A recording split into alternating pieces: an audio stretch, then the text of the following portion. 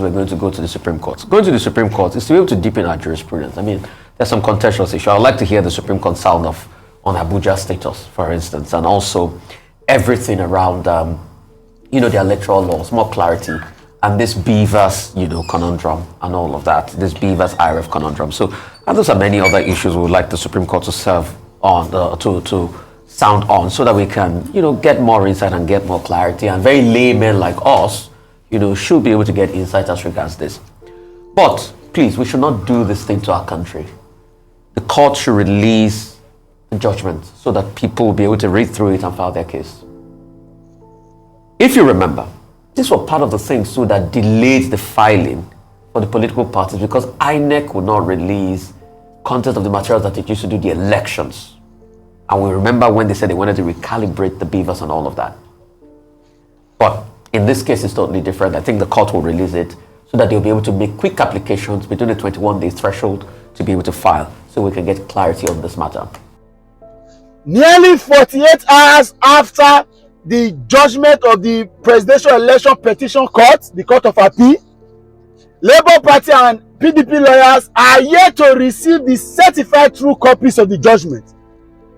A judgment you wrote before the judgment day, you delayed, spent several days and weeks to write. You read it on Wednesday. As I talk to you now, the certified true copies are not with the lawyer so that they can start filing. Whereas the judgment said that you are supposed to file within 21 days after the judgment of the appeal court. 2 days already gone. 2 days already gone. You never even see documents when you go take. It is just because Peter B is just being a good man and he doesn't want to. Losing hope in the judiciary will make Nigerians become restive and take laws to their hands and go on the street and begin to protest and cause mayhem. That's a fact. The man is just trying to ensure that he exhausts all, because gradually people begin to lose interest in the process and let it slide. That's what's happening. If not, what is all this? It is not. It's deja vu feelings again for me. Exactly what INEC did. It took INEC several days to make certified true copies available to lawyers of the opposition party to work with. After which, they announced they were going to reconfigure beavers. The same INEC that spent over 300 billion naira to pay for elections understood clearly that they had a presidential election. They had House of Rep and House of and Senate. They had governorship election to come weeks later. They refused to make provisions for that. It was the same beavers that was used that they configured. As I talk to you now, me and you they talk now, we do not have 100% of the polling unit result in IRF. As me and you they talk now, go and check.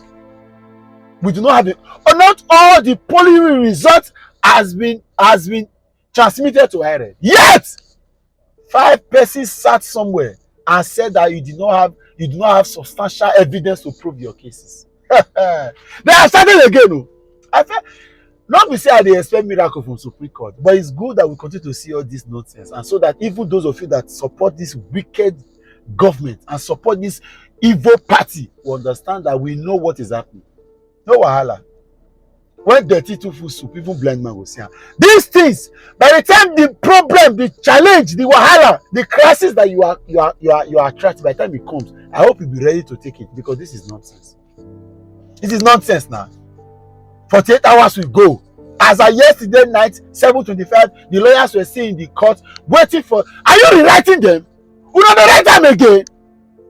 If they told them, they say you are hitting up the polity. Oh, you are hitting up the polity. Oh, calm down.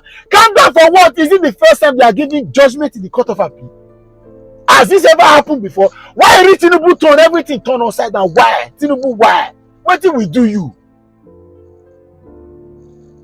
You say you will win. You don't go even feel go win now. You want to spoil the whole system.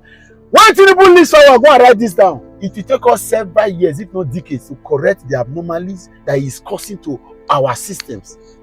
The same INEC that has been quoted everywhere. First Osokoye gallantly was seen everywhere.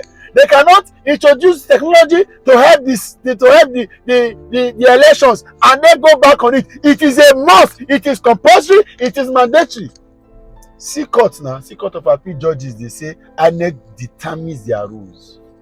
INEC should determine the mode of transmission, determine the type, the style. And we have the electoral act. We have an electoral act that is supposed to become the guideline for elections. I am saying it here and now. I'm saying it here and now. We are not ready in this country. We are not ready. Is this not the same? Is this not the same picture, the same drama? These guys are so dull. They go to the same strategy. You needed Bola Ahmed Tinubu to come from India so that he can help you rewrite it and tell you the one to give out. Not going to narrate for TV and one give out. No wahala. No wahala. He only paid me saying that somebody like Peter Abi now and meet. If he, this weekend, this loquacious talker in weekend, if na him be Peter Abi, by now this country would have been on fire. Bet it. He would have set this country on fire. Well, thank God for Peter Abi, a good man that put Nigeria first before his ambition. Put Nigeria first before anything. He considers the peace and tranquility of this country. If not, there are Adam Soshomole. Go and check what he did. Now, there's no like they say me bring from resist results. He burned full Ministry of Education. He burned her. The deputy governor said it. Now, not with my mouth and go yet. Another one invite me. The video that the deputy governor said it is still online. I will bring and comment. That's the problem. Just see a good man you want to. Hey! Nigeria! Hey! APC! Judiciary! You beat Pikin, say may not cry. Provide certified true copies of the judgment you gave. They know if you beat Pikin, say may not cry. They know if you beat Pikin, say may not cry. Oh, wahala. Share this video, make you reach your hand. That's why I talk. Good night. Yeah. Thoughts? So I think we've talked about this ad nauseum.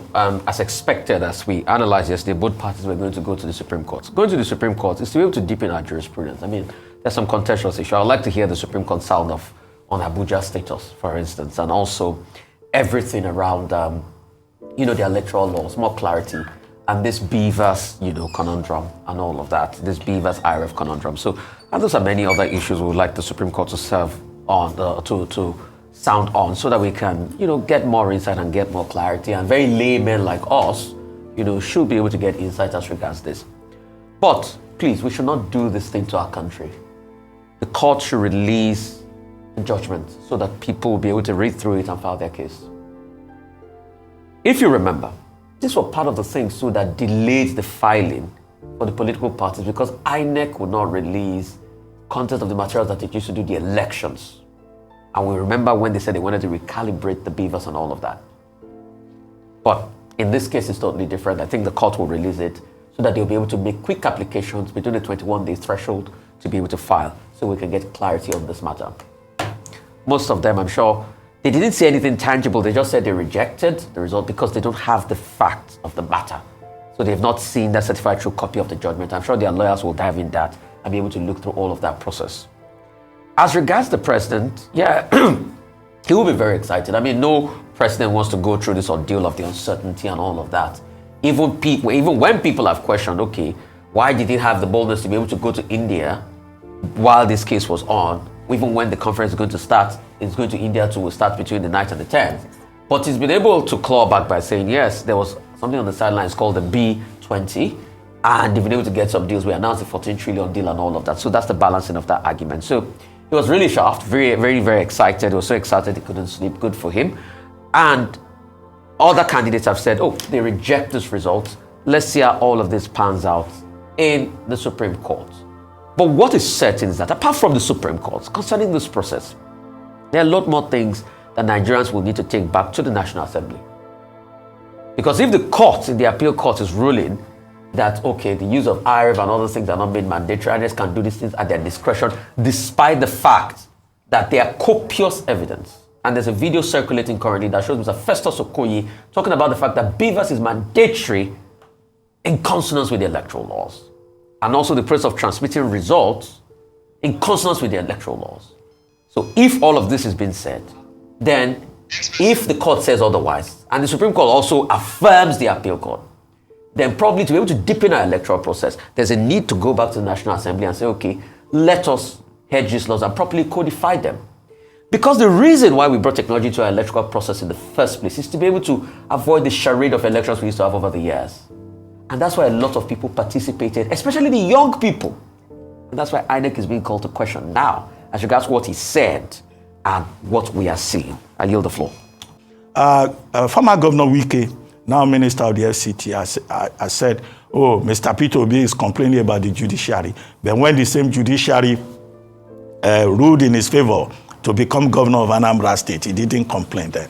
Well, I think that's a cheap shot. You know, it's entirely beside the point. The circumstances are different.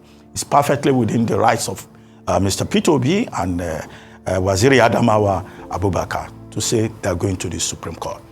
Now, second, Governor Yahaya Bello of Kogi State has also said he's appealing to Mr. Peter Obi and, the Waziri Adamawa not to go on appeal, not to waste resources, and that they should come and join hands with President Tinubu to move Nigeria forward. But when the same Governor Yahaya Bello was asked about the cases involving 3 senators in Kogi State, he said, oh, this is a democracy. We are going on appeal. We will make sure that the representation of APC in the Senate is 3/3. Isn't that contradictory? Isn't that hypocritical? On one hand, he is defending the right of his own APC senators to go to the upper court. At the same time, he's advising other people not to disturb the APC. So this is the kind of double standards that we see on display. The opposition lawyers of the Labour Party and also the People's Democratic Party, as at 7:25 p.m. yesterday, were complaining that they have not received the certified true copy of the judgment that was delivered on Wednesday.